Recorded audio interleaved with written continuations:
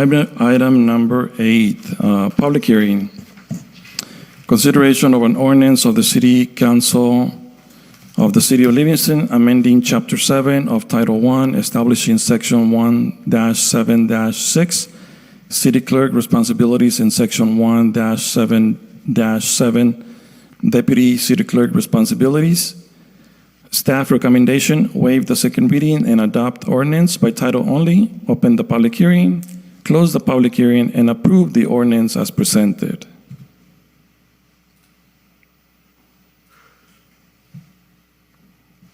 So, Mayor, this is the second reading for this item. We talked about this at the previous meeting. I know that Councilmember Mann was unable to attend, but the council just needs to have the second reading of this item, Mayor. All right, thank you. Council, are there any questions before I go out for public comments? So going out for public comment, are there any citizen comments in regards to item number 8 on the phone? Coming back to the chamber, any public comment in the chamber? Seeing none, bringing it back to the dais. Council, any questions, motions? I'll make a motion to approve by consideration of ordinance of City Council. So staff recommendation is to waive the second reading and adopt ordinance by title only, open the public hearing, close the public hearing, and approve the ordinance as presented. So I motion to waive the second reading and adopt ordinance by title only, open the public hearing, close the public hearing, and approve the ordinance as presented. Aren't we supposed to pick an option?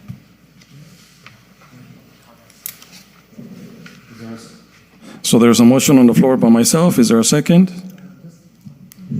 Oh, Here's what I found. what did you find?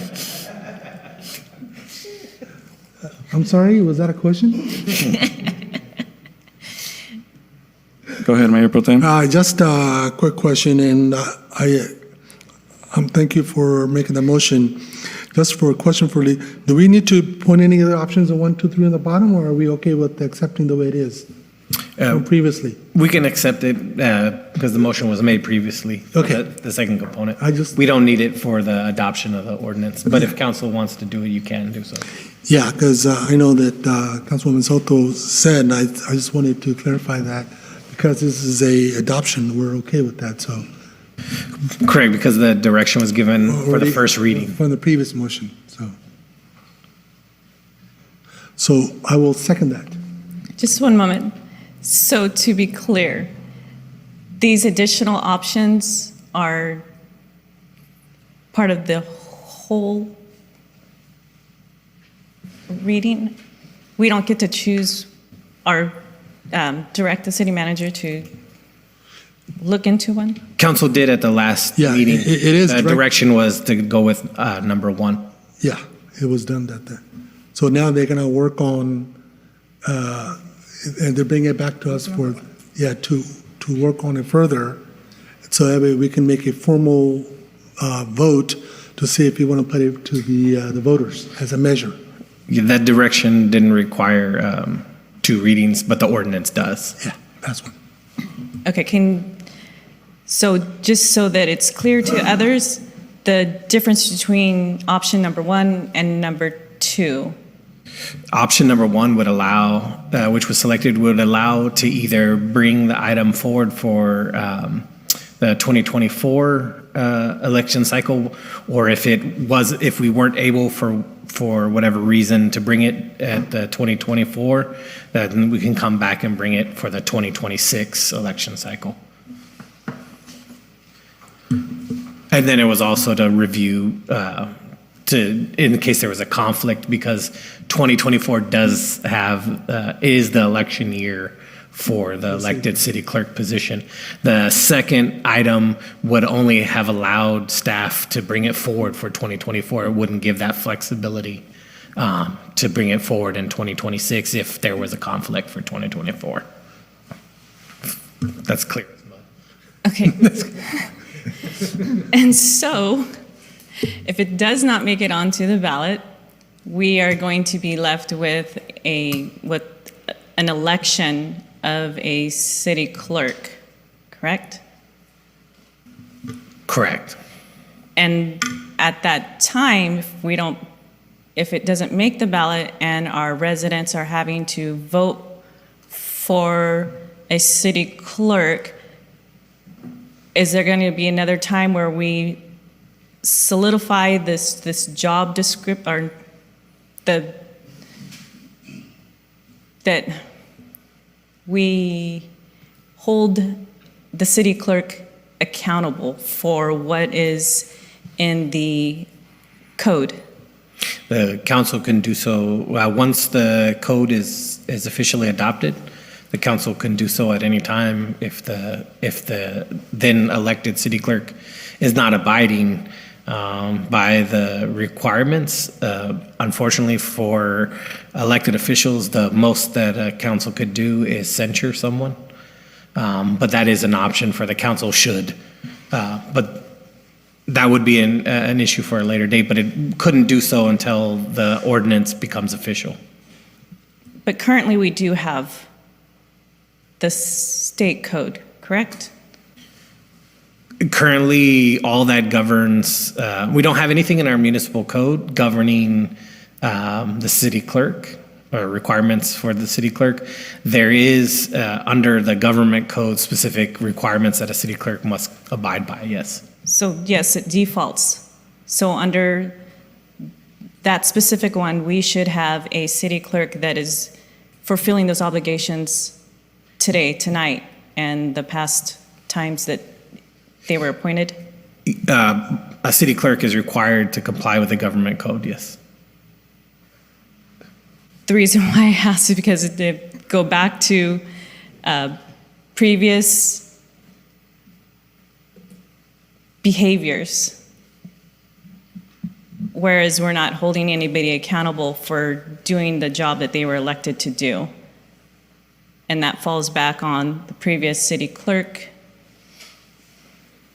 Letty, to the point where things were not being done. And I did have residents with that concern in regards to things being hidden because we were not getting our minutes. So that was the concern, and it still is a concern as to why we're not holding anybody accountable for completing this job. And they've also asked, why was she put under investigation? Want to know what cell phone she used, what computer she used. So again, it comes back to accountability.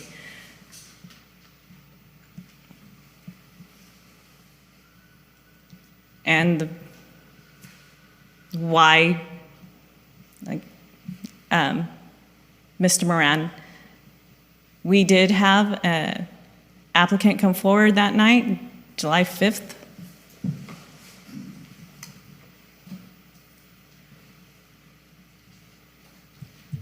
Again, can you just, for the residents, let them know why you chose someone that didn't have an application, was not here? The residents would like to know. So that is, I do believe that is out of the, that is not part of the item that we're to be discussing, but other than considering the ordinance. For full transparency, I mean, it's a concern of the public, and you spoke earlier how you want to be transparent, and then when our residents ask questions, you want to be able to provide them answers. It builds that trust. Mr. Mayor? Yes, go ahead. And legal, let me know if I stray too far from the item before us. We've discussed this before. Even taking a person that applied, even if that person was adopted, and that person says, you know what, I'm not going to do it. There's nothing we can do to hold anybody anyway. It's not within our preview to do that. it's up to the voters themselves alone, nobody else. Even if you look at the number of people that don't do what they said they do, that's what politicians do. They make promises and they don't keep it. Nobody's going to hold them accountable. You can have the person come up and say, I promise I will do this, everything. Once they're sworn in, there's not a thing you can do. They're done. It's an elected office. It's a separate office. We're not their supervisors. The 14,000 people out there supervisors. And I don't want to talk about this anymore because we've already made a decision as a council. We need to move on. I believe we have a motion and a second. So, Mr. Mayor? That is correct. Who's second? I do. Samra, Mayor Pro Tem. Roll call. Go ahead. Councilmember Roth. Yes. Councilmember Mann. Yes. Councilmember Soto. Yes. Mayor Pro Tem Samra. Yes. Mayor Moran. Yes. Motion passes by a vote of 5-0.